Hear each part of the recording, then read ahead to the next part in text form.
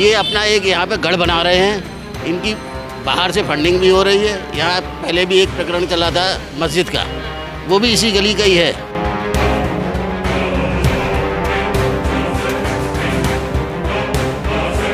पहले से मंदिर होया करता था छोटा, जिसका ये फ्लैट मकान था वो हिंदू था।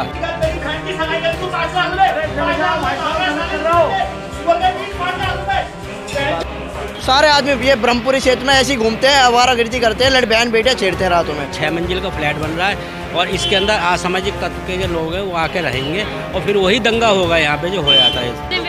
कि हम हिंदू इतने डरे हुए हैं कि जो वो यात्रा यहाँ आने से नहीं निकलने देते हैं। हम इस अवैध निर्माण को अपने क्षेत्र में होने नहीं देंगे। ध्यान न देने की वजह से ये 5 मंजिल तक बन चुकी है कंप्लीट, जिसके नीचे से पिलर भी धंस रहे हैं। अगर कल को कोई हादसा हो जाता, पड़ोस में स्कूल है। हमने पूछा पर उन्होंने कोई रिप्लाई नहीं दिया, उल्टा हमें मारने को आ रहे हैं सर। अब तक तो हम कब के मर कर जाते। हमारी बालाजी की वो झांकियाँ निकलती थी, वो निकलनी बंद हो गई यहाँ से। नमस्कार, दिल्ली अप टू डेट देख रहे हैं आप। मैं हूँ आपके साथ अलका। इस समय राजधानी दिल्ली के ब्रह्मपुरी इलाके में हमारी मौजूदगी है। देखिए, बता दूं आपको कि ये जो तस्वीरों में आप ये बिल्डिंग देख रहे होंगे, 5 मंजिला 6 मंजिला बिल्डिंग देख रहे होंगे, ये उसी जगह पर बनती है जहां 2020 में एक पावन मंदिर था। देखिए, यहाँ पे ये जो ज़मीन है एक बिल्डर को बेची जाती है और अब वो लगातार ये जो बिल्डिंग का काम है करवा रहा है। कहीं ना कहीं वो अपनी दबंगाई लोगों को दिखा रहा है। हिंदू लोग हैं यहाँ पे इस चीज़ से काफ़ी परेशान हो चुके हैं। बता दूं आपको कि 2020 के अंदर यहाँ पे एक हिंदू मुस्लिम की लड़ाई हुई थी, जिसमें काफ़ी ज़्यादा गोलीबारी हुई थी। जो यहाँ के हिंदू थे पलायन करने को तैयार थे। देखिए, तमाम लोग आपको यहाँ मौजूद नज़र आ रहे होंगे। इनकी ज़ुबानी आपको सुनाते हैं कि आखिरकार क्या कुछ परेशानियों से इन्हें जूझना पड़ रहा है। सर, क्या नाम है? फजल अब्बास।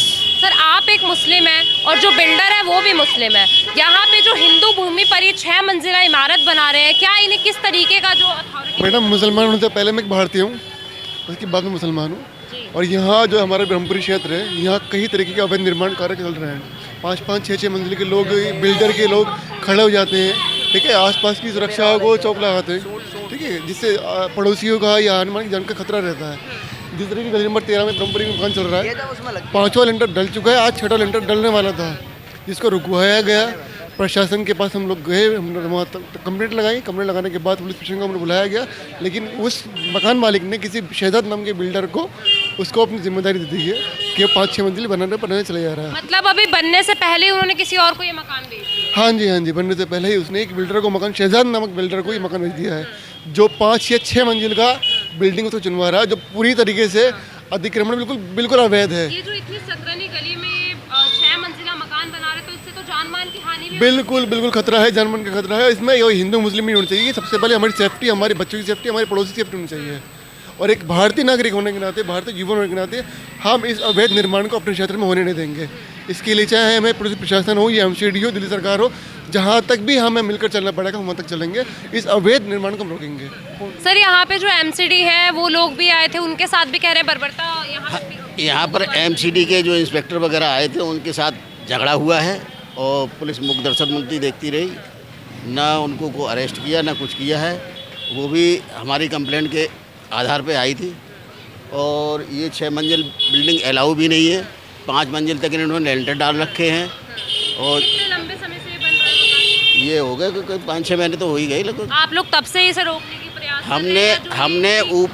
हमने इस विषय में ऊपर तक कंप्लेंट कर रखी है, लेकिन उच्च अधिकारी कोई इस पर ध्यान नहीं देते हैं। क्या कुछ वजह है जो कोई अधिकारी या पुलिसकर्मी इस पे? अब ये तो अधिकारी जवाब दे सकते हैं इस विषय का, लेकिन वो इस पर कोई ध्यान नहीं देते हैं। और इस ध्यान न देने की वजह से ये 5 मंजिल तक बन चुकी है कंप्लीट, जिसके नीचे से पिलर भी धंस रहे हैं। अगर कल को कोई हादसा हो जाता, पड़ोस में स्कूल है, उसके साथ ही में सटा हुआ है स्कूल, उसके साथ में सटा हुआ स्कूल है।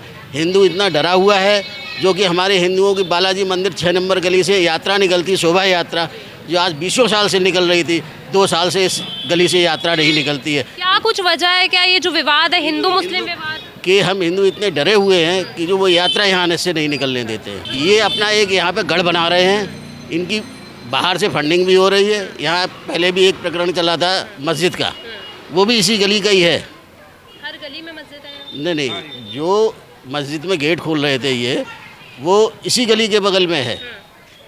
और ऐसा भी कहा जा रहा है ये जो मकान है इसकी शेप भी कुछ टेढ़ी है बाहर। इसकी मकान की नींव भी टेढ़ी है, नींव जो नीचे की नींव है वो भी पूरी खराब है, चारों जो पहले के पिलर हैं फ्रंट के वो भी चारों बेकार हो रहे हैं। हाँ जी, तो मतलब मकान बनने से पहले ही वो टूट भी सकता है। हाँ जी, मकान बनने से पहले भी टूट सकता है, गिर सकता है, बिल्कुल जान को हानि है। और ये बगल में स्कूल भी है हमारा, न्यू बाल जज पब्लिक स्कूल भी। हाँ जी मैम।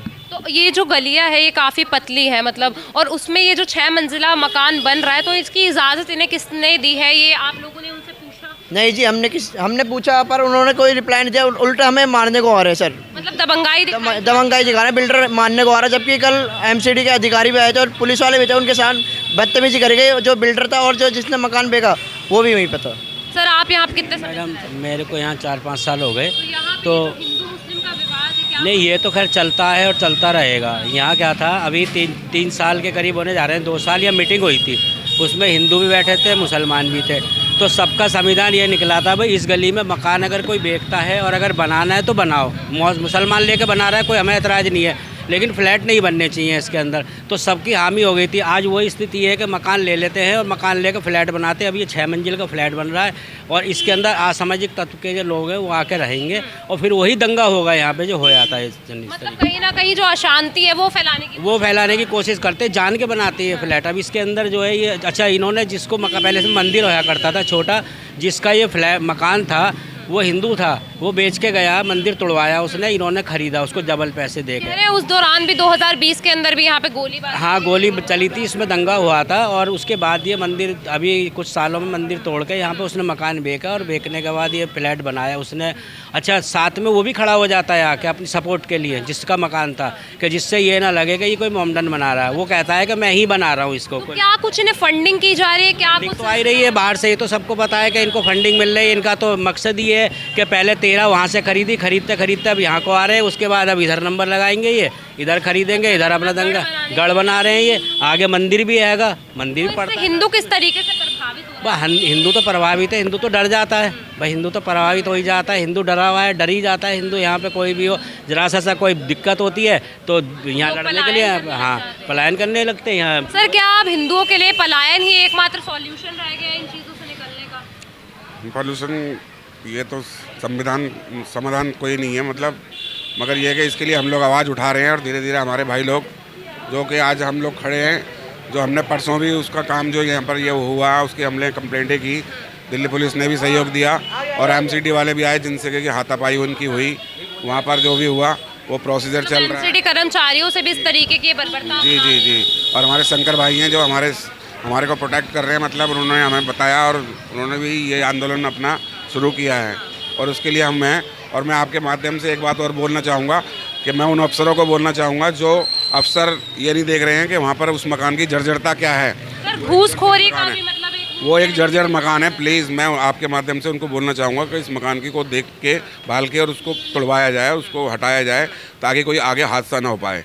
प्लीज़ सुरक्षा तो भाई दी जा रही थी और नहीं तो ऐसा नहीं तो अब तक तो हम कब के मर कर जाते।